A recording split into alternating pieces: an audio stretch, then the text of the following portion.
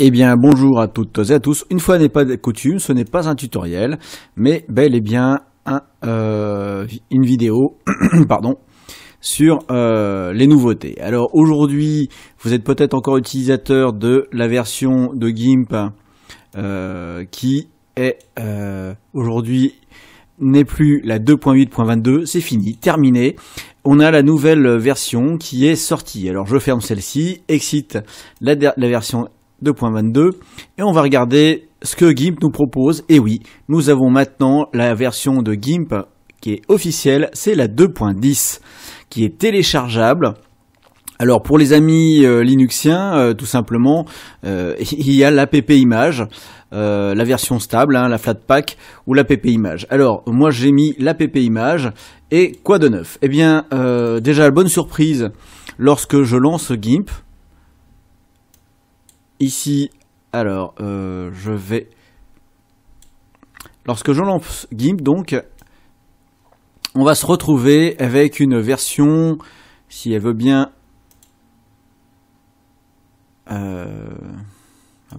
voilà. Donc ici, on a bien la 2.10 qui est faite. Et la bonne nouvelle, c'est que on a de nouvelles fonctions ici qu'on verra au cours de prochains tutoriels, justement pour apprendre à utiliser ces fonctions. Autre chose ici, on aura maintenant la possibilité de verrouiller, en plus des pixels et du canal alpha, on va avoir la possibilité ici de verrouiller la position et la taille, ce qui est tout à fait nouveau. Il y a plein d'autres petits boutons ici qui apparaissent, on voit. Par contre, lorsque j'ai installé, la bonne nouvelle, c'est que quand je suis allé dans les filtres, j'ai retrouvé mes petits filtres que j'avais installés dedans. Par exemple, Lus, qui était un filtre que j'avais installé, qui est là, ainsi que Gemic et autres. Donc pour GIMP, on verra plus tard. Et bien sûr, lorsque j'ai vu créer une nouvelle image, j'avais mes anciens modèles. Alors évidemment, ça apparaît un petit peu où ça veut. Et on a ici maintenant directement... donc les différents formats. Alors quelque chose d'assez marrant, on a le papier toilette, papier toilette États-Unis pour imprimer. Apparemment aux États-Unis ils aiment bien imprimer papier toilette. Et puis bon, moi j'avais ici en tête WordPress et compagnie, donc j'avais gardé ici, ça a bien gardé mes anciens paramètres. Dans les options avancées, rien de neuf, à part peut-être la précision. Maintenant, on peut aller jusqu'à du 32 bits. Virgule flottant au niveau qualité. On peut être couleur RVB, niveau de gris, ça change pas. Gamma va pouvoir le changer aussi. Alors je vous rappelle que le sRVB est largement suffisant puisque votre œil ne perçoit pas, que l'écran ne le voit pas et que voilà. On peut gérer les couleurs de cette image, donc ça c'est une option qu'on pourra mettre. Et le profil couleur, donc maintenant on peut prendre des profils couleurs, enfin ça existait déjà, mais on peut choisir les profils couleurs au démarrage, par différents, voilà. On peut remplir avec la transparence, donc canal alpha, et toujours ici le texte pour signer votre image. Donc on voit ici que GIMP est parfaitement opérationnel. J'ai hâte de commencer quelques tutos dessus, et je suppose que vous aussi. Deuxième annonce, KDN Live. Alors si vous suivez ma chaîne, vous voyez que régulièrement je publie maintenant des tutos sur KDN Live afin que tout le monde puisse faire du montage vidéo. Alors décidément j'ai quelques soucis d'affichage ici aujourd'hui. Donc KDN Live aujourd'hui a une nouvelle version et cette version est donc sortie le 28 avril 2018. Et cette version, si on va dans téléchargement, elle va régler quelques bugs, et on peut toujours, pour les amis linuxiens, télécharger la version 18.04 qui est disponible ici. Alors je l'ai lancé, honnêtement ça a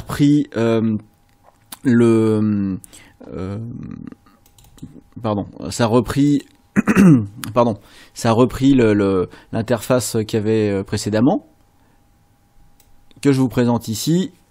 Hop, voilà. Donc rien de changé au niveau ni des effets ni des transitions. Au niveau des effets, j'ai bien retrouvé ici mes petits avec ce que j'avais au préalable. peut-être une nouvelle présentation ici, des groupes d'effets ensemble qui sont mis dans un espèce de petit dossier, non plus avec seulement une icône. Qu'est-ce que on va pouvoir il n'y a pas grand chose de changer, hein. J'ai fait le tour comme ça rapidement. Au niveau de la configuration, rien ne change, les thèmes sont les mêmes. Je pense que c'est juste une correction peut-être des bugs et des différents petits couacs. Lorsque je vais dans la conversion, donc extraire l'audio, on peut le faire directement, mais ça se faisait déjà. Clip intermédiaire, ça existait déjà. On pouvait déjà voir les propriétés du clip. Rien de neuf à l'horizon. Le mode d'affichage, voilà. On a au niveau du moniteur de projet, on avait avant la possibilité, lorsqu'on faisait on voulait faire du montage multipiste, de forcer en multipiste. Alors, c'est quoi le multipiste? Si je mets par exemple, je vais aller dans source de projet et je vais charger ici plusieurs fois. Voilà, je vais continuer là, je vais pas m'embêter. J'ai téléchargé plusieurs projets, vous allez voir. Voilà, donc j'ai chargé ici les images, enfin des vidéos, notamment la vidéo que je tourne actuellement, la première partie, puis des tutos GIMP, hein, transformer une image en puzzle, rendre un texte lisible et changer pardon, les matériaux d'un objet dans GIMP. Alors si vous voulez voir ces tutos, ils sont disponibles sur ma chaîne bien sûr, et n'hésitez pas à aller les voir. Alors donc la nouveauté qui n'en est pas une, mais ça existait déjà, donc c'est voilà, donc ici je peux charger mes différentes pistes avec mes... décidément j'ai un gros problème de lenteur en enregistrant. Je pense qu'il va falloir que je relance ma machine. J'ai fait pas mal de mises à jour et j'ai pas relancé. Ceci explique peut-être cela. Voilà, donc ici j'ai par exemple plusieurs pistes, hein, et lorsque je me mets ici, alors vous voyez ici les 4 fenêtres qui affichent les 4 vidéos au même temps. Alors ce qui est dommage, c'est que c'est le moniteur de projet, c'est-à-dire que ici je vais avoir en projet de montage dans le moniteur de projet, et le moniteur de clip, lui, il va toujours regarder le clip de façon individuelle, ce qui est un petit peu embêtant. Alors est-ce que ils ont rajouté la fonction afficher? Non, et vous voyez, c'est ça qui est bien dommage. Donc c'est dans moniteur de clip, on m'avait posé la question et j'ai peut-être été un peu gauche à répondre. Mais voilà, donc en fait, lorsque vous voulez faire un montage, mais ça c'est un tuto qui va bientôt arriver, hein, c'est le montage de 4 vidéos, à partir de 4 vidéos, en faire qu'une seule, et pouvoir les visionner en même temps. Alors pour cela, l'idéal c'est d'avoir un deuxième écran, parce que on peut détacher cette partie-là en double-cliquant dessus, et en double-cliquant ça apparaît sur l'autre écran. Là évidemment vous ne voyez rien, mais moi je l'ai en plein écran de l'autre côté. Alors, troisième et dernière présentation ici pour la vidéo et l'encodage, on a Handbrake qui est maintenant dans sa version 1.1.0.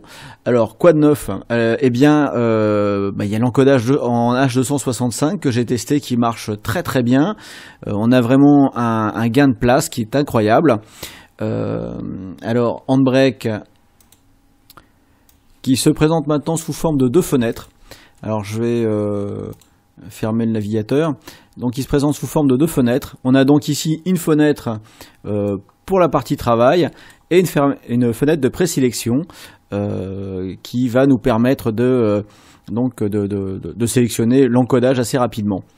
À noter que ici dans le format Matroska, on va avoir maintenant des encodages en 4K, hein, en 60 images par seconde, qui va être possible en H265, ce qui est très important maintenant pour ceux qui utilisent du 4K, puisque vous allez avoir un gain de place sans perte qui n'est pas négligeable. D'ailleurs moi je recommande d'utiliser le H265, et VLC le lit assez facilement, donc il n'y a pas de problème. Et pour l'envoyer sur YouTube le comprend assez aisément. Je l'ai testé sur YouTube, j'ai testé aussi sur ma chaîne Dailymotion, il n'y a pas de problème, ça avale les vidéos et ça les retranscrit assez rapidement. Alors au niveau des bugs qu'il y avait avant, il y avait la possibilité, voilà, il y avait la possibilité de mettre plusieurs fichiers à la queue leu. Alors j'ai pas testé parce que systématiquement ça plantait avant. Alors peut-être que ça a été corrigé, je ne sais pas. Ça je l'ai pas testé. Moi, je sais, je fais une présentation où je vous dis que je ne sais pas grand-chose. Ceci dit, c'est pour vous dire, mettez à jour parce que là vous avez quelque chose qui est assez extraordinaire.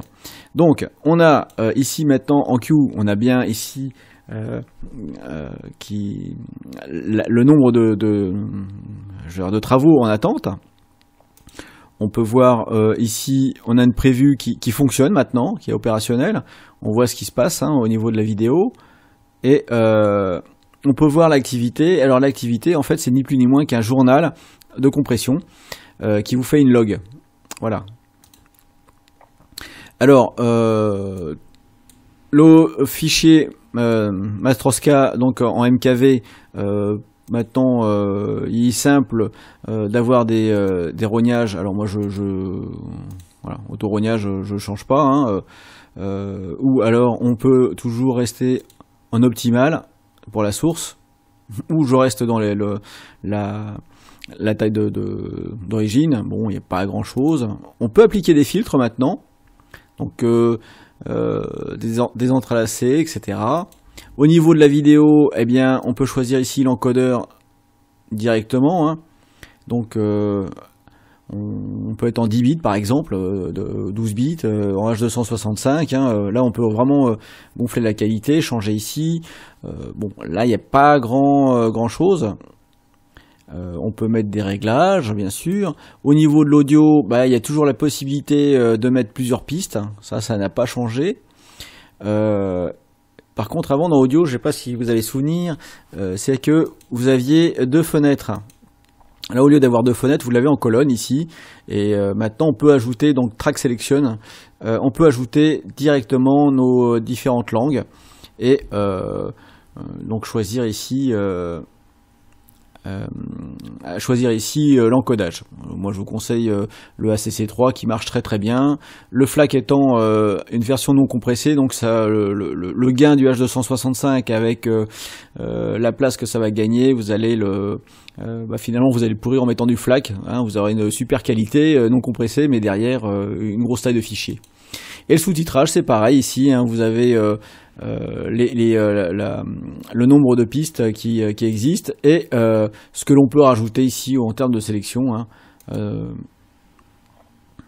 Voilà, donc ici il y a que, c'est esthétique, mais aussi au niveau encodage et chapitrage. Vous avez aussi là pour le chapitre, vous pouvez rajouter des chapitres et finalement vos tags pour mettre le résumé, vos résumés là-dedans. Voilà donc pour cette petite présentation des nouveautés. Donc mettez à jour vos logiciels et ma foi, je vous dis à très bientôt pour un tuto. Jeudi, on va parler Chroma Key sur Kdenlive et vous allez voir que c'est assez surprenant, surtout au niveau de la date du premier Chroma Key. Pour les curieux, allez donc fouiller sur internet. Ciao ciao. Tu as aimé cette vidéo? Eh bien, mets-moi un pouce bleu s'il te plaît, partage-la autour de toi sur tes réseaux sociaux et mets-moi un petit commentaire pour pouvoir m'aider à avancer sur YouTube. Merci.